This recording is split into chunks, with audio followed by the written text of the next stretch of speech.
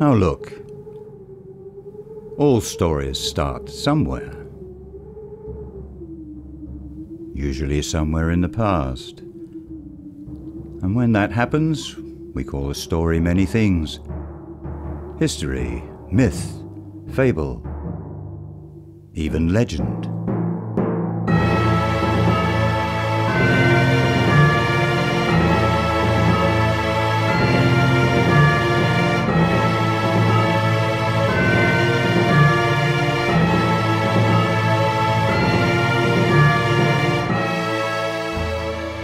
I'll leave you to decide what this should be called.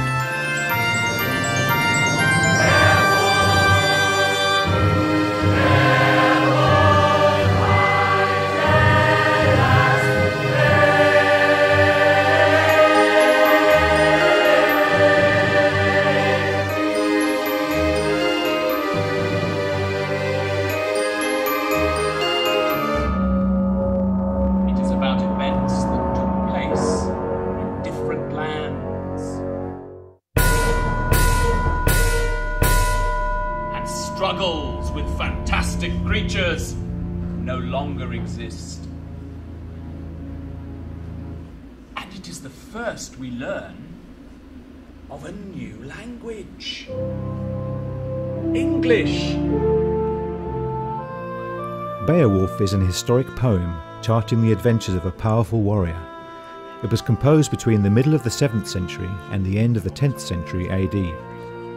It is viewed as the defining text of the Anglo-Saxon world and is recognised as a great gift both to English literature and our national heritage. The Anglo-Saxon world of Beowulf is a project designed to engage young people and community groups in art, theatre, music, storytelling, history and heritage. It was inspired by the excavation of an Anglo-Saxon burial site in Southend-on-Sea. The artefacts discovered belong to an Anglo-Saxon royal whom we now know as the Prittlewell Prince. Over a period of 12 months, children from 6 local schools will get to work with professional artists from Pinpoint Create. To begin, they receive a live introduction to the Beowulf poem. The poem originally is the oldest one in the English language. It seemed a good idea to try and perform it how it would have been performed originally by one person with some music. Why did you decide to do drama instead of anything else? I wanted to hang around outside the theatre and watch the actors and dancers come out. And when they did, I saw one of them and I said to my dad, I want to be him when I'm older. And it just went on from there. And I'm actually very excited now because after seeing that, I'm like, I really want to get started. Can't wait. Actually, can't wait now. And I'm not familiar with the story, and I'm like, it's great, and it's just one person, yet you get a feel that it's so much more than that. Theatre is such a great way, especially with the sort of younger children, of getting them interested and enthusiastic about subjects that sometimes, like history, if it's taught in a normal way, if you just kind of had a stuffy classroom and they were telling you the historical facts about Beowulf and the dates the Danes came to, you know, it's not as interesting, but this is really engaging and it makes them want to then learn about it. The first in a series of workshops gives students a chance to act, to compose music and to write stories. Pinpoint's artistic director Mike Dodsworth works with the drama group who are devising their own Anglo-Saxon battle scene.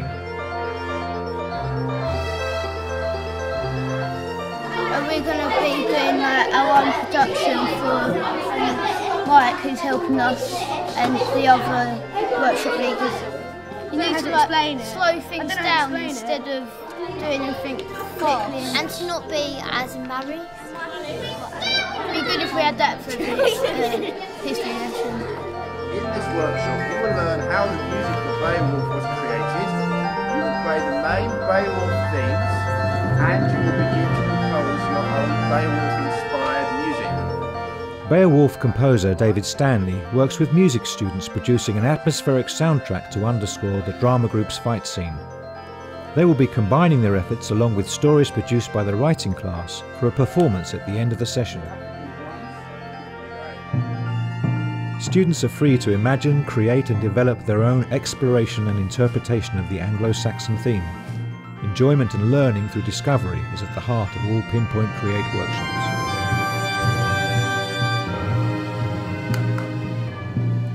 So I'm going to show you when to come in.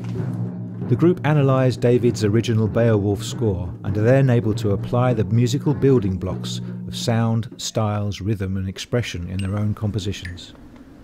Try. Perfect, it keeps going round and round. Ready? Good, then yeah, sharp again. Right.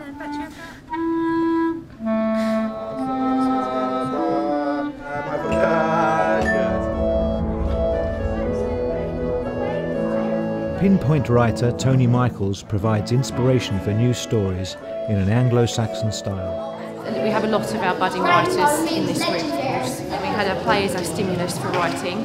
We then came back to the room and we've discussed the elements that we want to include in our stories, and thinking about the focus of Anglo-Saxons and the stories they would have passed down to each other. History and English naturally sit well together, don't they? A large whirl of wind started a hurricane. Each student is asked to create their own piece of original prose. They must imagine themselves as Anglo-Saxon storytellers, capturing the imaginations of the villagers as they gather around the roaring fire to feast together at night. Students are encouraged to let their imaginations run wild with tall tales of mystical monsters and fantasy. Themes are further inspired by the 4 elements of earth, wind, water and fire. The fantasy theme proves particularly engrossing for the group. Some wildly embellished and extravagant stories soon find their way onto paper.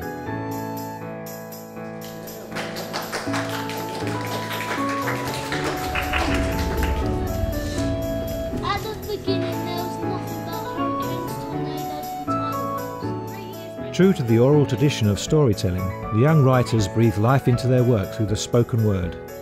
The music and drama groups prepare to share their new battle scene live on stage.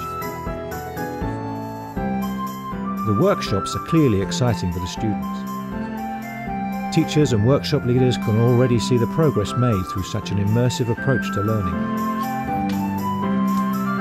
The work produced provides an excellent foundation for development of the Beowulf education programme into other schools.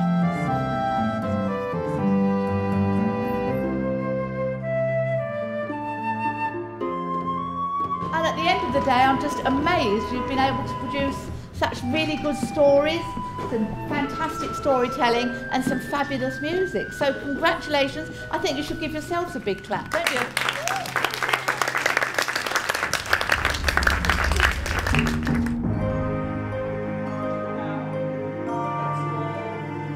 The beginning. Our help and strength arms to your lord, the Danish prince. 6 schools are engaged with the education programme. One of them, Kingsdown School, is a school for children with special needs. At Kingsdown, the Beowulf project presents a very unique opportunity for the students. This was just one of many adventures yet to come!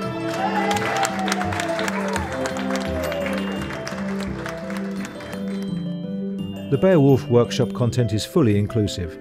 Everyone is equally able to get really involved in the process.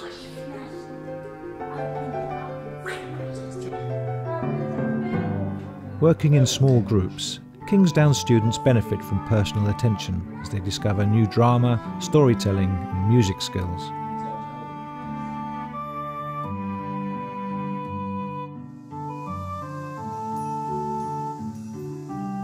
The children enjoy the practical activities and produce creative and imaginative work. Lots of that as the storyteller was going, and then he saw it come out and he was fighting, and I was going. What has been brilliant, we've had some moments of absolute awe and wonder where pupils have been really engaged as the storyteller has been weaving his magic of the story. I've been working with some pupils in a music group and the music they produced is absolutely fantastic, and I'm sure it'll be the same for the drama group as well. I'll be going home tonight buzzing with energy and excitement and trying to get it all out to the grown-ups at home.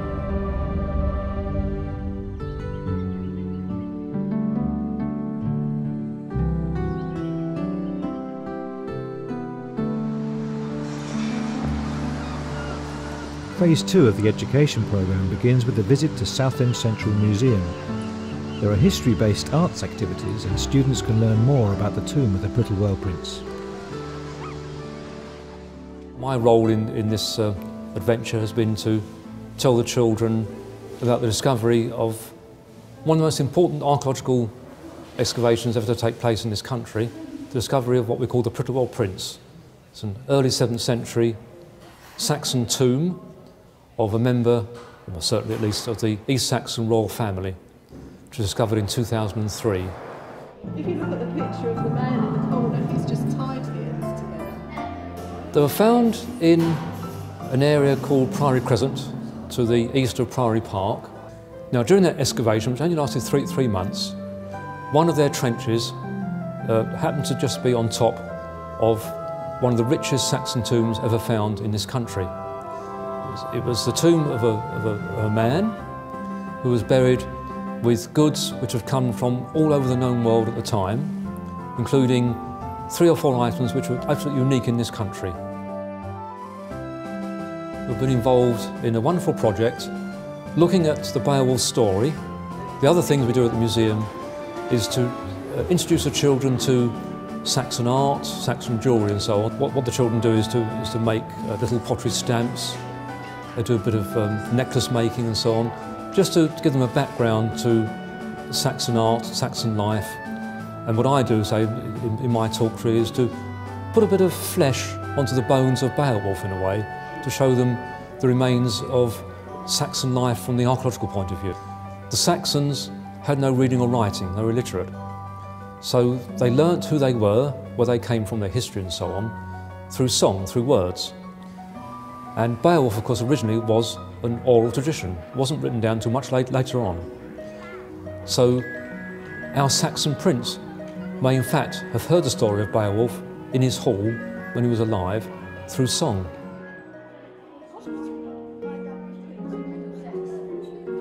From the children's reaction, they really become very enthusiastic about trying to find out a bit more about these people who were in fact their ancestors, of course, who lived, almost 1,500 years ago.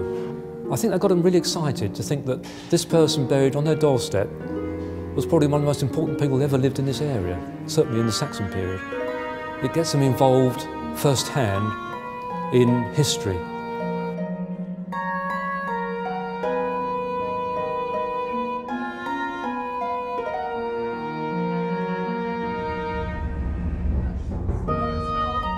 One month later, when the students are ready to turn their museum research into Beowulf-inspired manuscript artwork. Eventually, this new work will be presented to Southend Museum as part of the legacy of the project.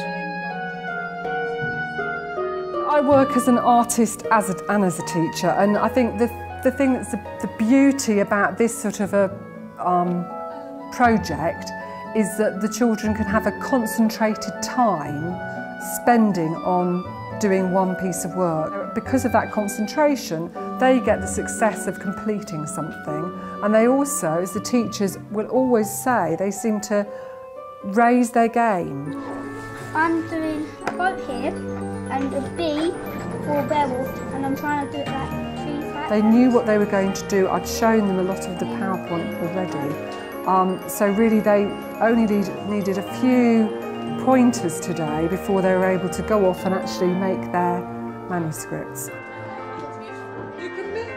So my idea was to make a manuscript with the children based on the Beowulf theme. I wanted them to look at illumination, about knotwork, some of their own drawings, develop their own writing skills, and from that point of view it's quite nice that they've got the whole mixture of design and drawing and writing skills in one piece of work.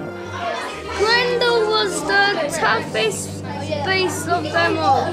His red ruby shady eyes gleaming in the dark. Also, his hairy massive body was smelly and untidy. And I don't know, I just came up with it. And it's got the smell marks. You can't just use one paint just because you like it. You've got to use other different paints and it gives you more an effect. Not a big wow effect or a big ooh effect. Just like a nice effect that will go for the topic. Well, I've been dreaming of it and then I've been pitching it and then drawing. We've been using stuff in class to help us do creative writing, and now we can use it, which is actually going to go into a nice piece of work. With their new knowledge, the students are able to produce original work. They have a broad understanding of the relevant context and artistic processes. Art can sometimes just be like squiggly lines and stuff. The Beowulf manuscript quickly begins to take shape as students become immersed in their artwork and creative writing. I've sort of a viney border, and I've got musical notes in the corners, some little sort of some symbols that remind you of Beowulf's sort of story, so you can sort of picture it in your mind. Well, actually, my favourite subjects are actually English and art. So it's sort of nice to do something that's both. I'm writing my script now, but after I'm drawing my beast in Grendel, and I'm going to draw him eating and killing all the soldiers which are sleeping. Part of the national curriculum is for the children to study their local area, and that was a very good vehicle for doing that. It was very engaging and linked to the artistic skills as well. And to learn through a mixture of media has worked really well.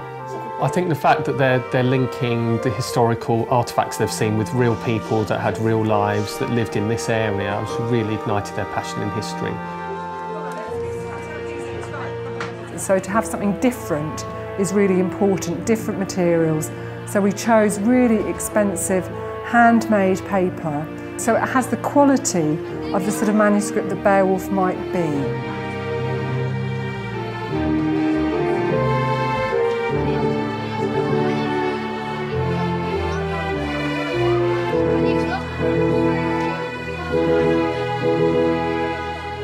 The tiles was actually something that came from the museum. The museum wanted them to experiment with image making and designing in the way that they would have done in the Anglo-Saxon period. What we're really doing is we're just like using white polish and black polish to and scrub it on with a toothbrush. And then we wipe it off with cloths and it'll be shiny. And give it a little effect. Yeah. We made these in the British Museum. No, the Planetarium. The Southend Museum. Yes, that's it. And we brought them back to school, and now we're heading back to the Beowulf days. We're polishing them off.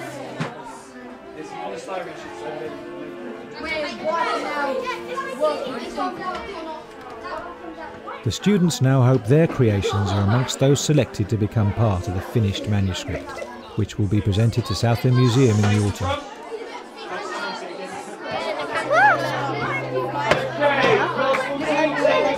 I think a lot of the children have discovered skills that they didn't know they had before. And it's only when you give children those opportunities they can discover what their talents are. As the education programme draws to a close, the Beowulf project as a whole evolves into its final phase. A live show is to be produced with new writing based on the original Beowulf poem and an entirely original score. The artistic team must now turn their attention to casting and rehearsals. The show will be performed in the open air. The venue is Southend's Priory Park, a mere stone's throw from where the Anglo-Saxon tomb of the Prittlewell Prince was discovered.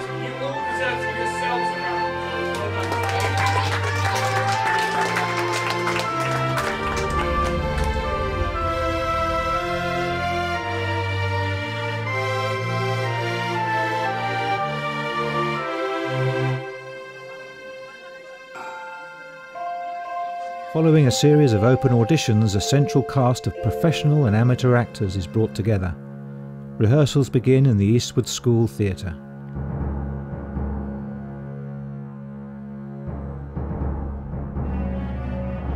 A large community-based chorus fills the stage.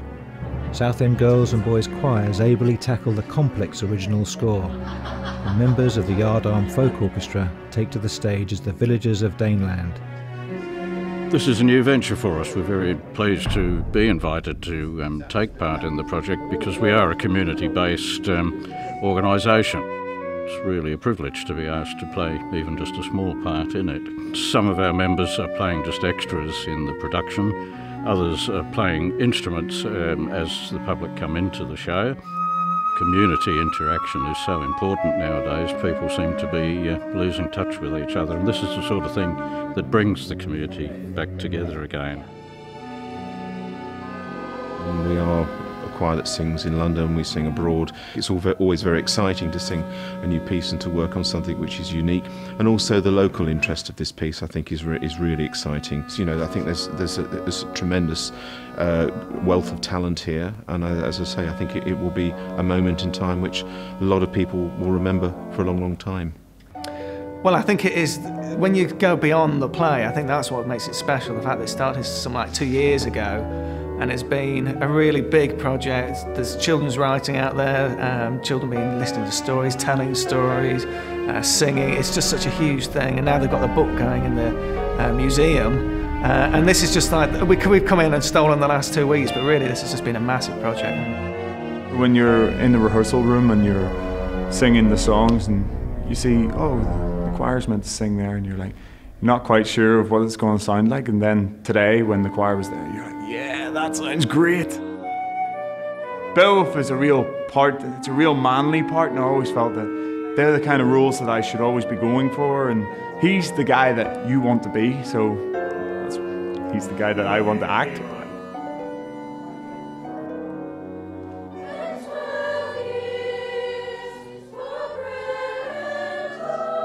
The production rehearsal schedule is tightly within 2 weeks, and as the final performance draws ever closer, cast and crew work tirelessly to ensure that it will be a day to remember. There is now an unstoppable machine in motion as publicity for the free family show repeatedly hits the local airwaves and newsstands. Everything has to be right, and right on time.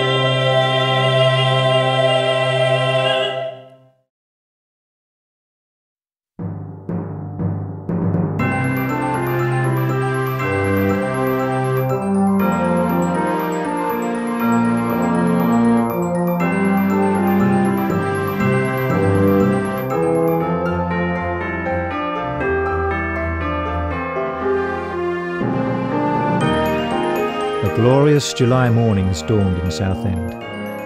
It's the day of the performance, and well over 1,000 people have arrived, eager to be entertained in the afternoon sunshine. The Yardarm Folk Orchestra are dressed in full Anglo-Saxon costume and give a recital of early music to lull the audience back in time.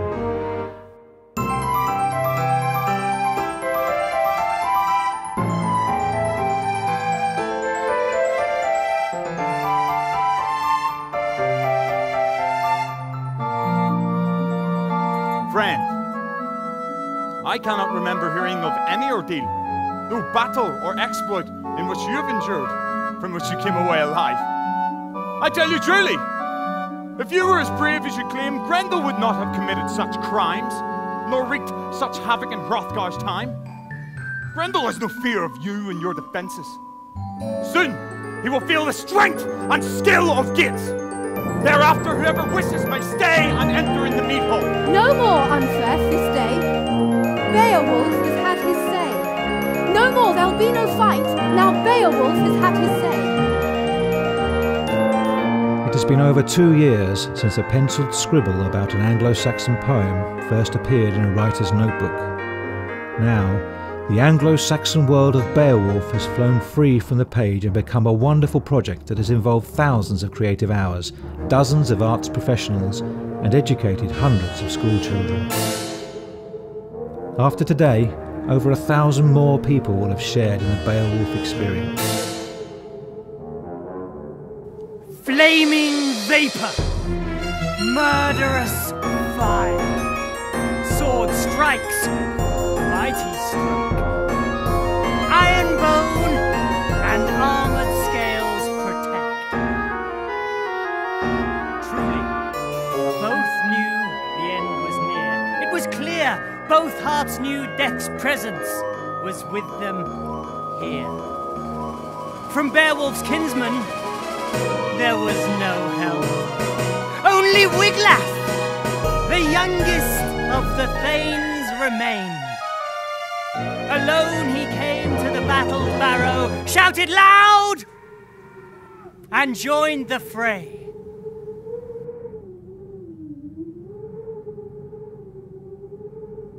And so they slept, not knowing one man was doomed,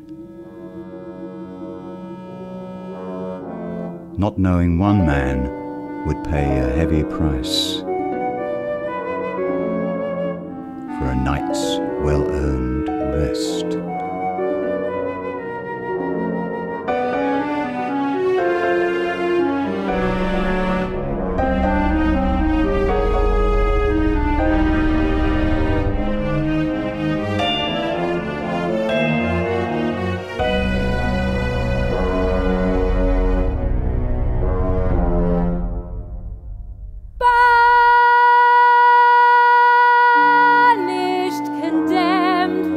Darkness, despair, among those alike, damnation to share.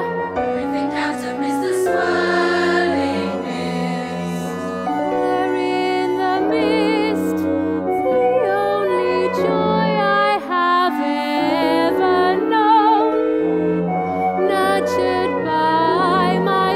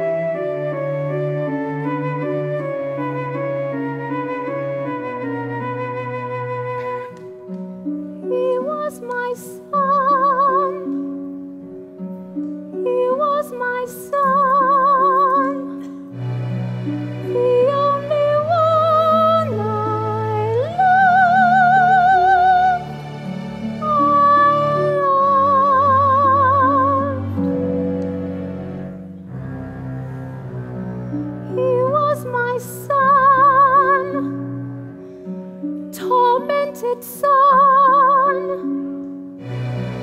the only one I loved, and now he's gone, but now he's gone.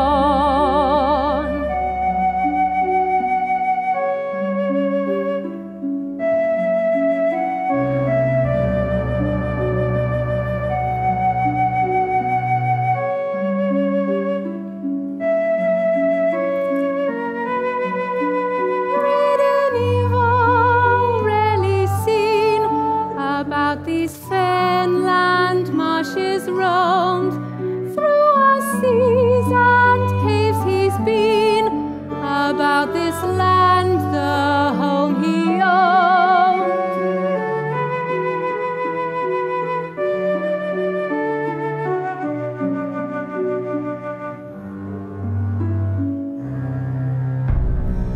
He was my son,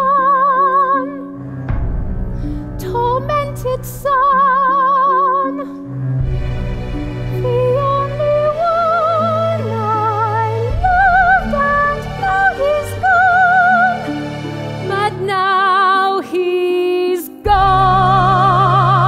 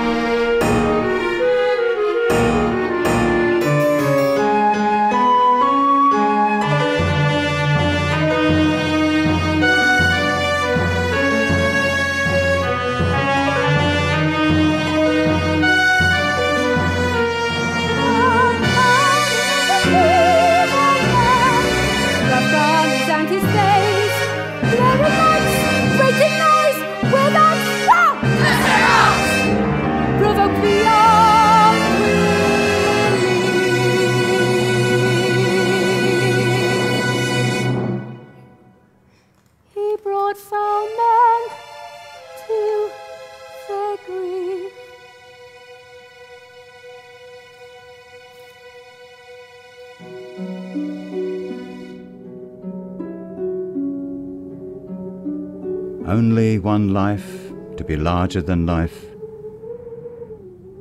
Only one love that is stronger than love.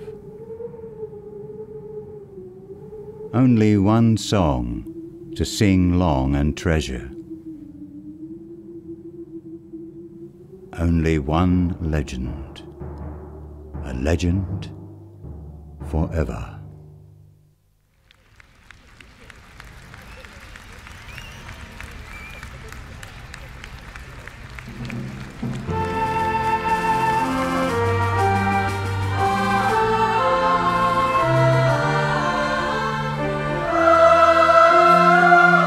The public reception for the performance is overwhelming, and people have thoroughly enjoyed the outdoor theatre experience. After 12 months of extensive programming work and a gruelling 2-week rehearsal schedule, the artistic team have reaped a rich reward. Yet today is not the finale for the Anglo-Saxon world of Beowulf. It is instead the beginning of a proven piece of theatre which is wholeheartedly in line with the company's desire to educate, entertain and inform. The future for the Beowulf project may come in any form, from the most intimate storytelling experience to the grandest of orchestral arrangements on the largest of stages. Pinpoint Create are proud to reinvent tradition through the arts. Their inspiration for original work always draws on heritage, history and legacy, and their performances often bring new life to the most unusual and unexpected locations. The Anglo-Saxon world of Beowulf is the very latest production to come from a nationally award-winning stable, but there will be many more. One thing is for sure, Beowulf is a story which has been with us for a long, long time. It survives on through the art of storytelling, which is an art as old as time itself. And when the quiet embers of an ancient tale are once more ignited by the flames of genuine passion, those who hear it, who see it, who live through the experience, will never forget that they were there.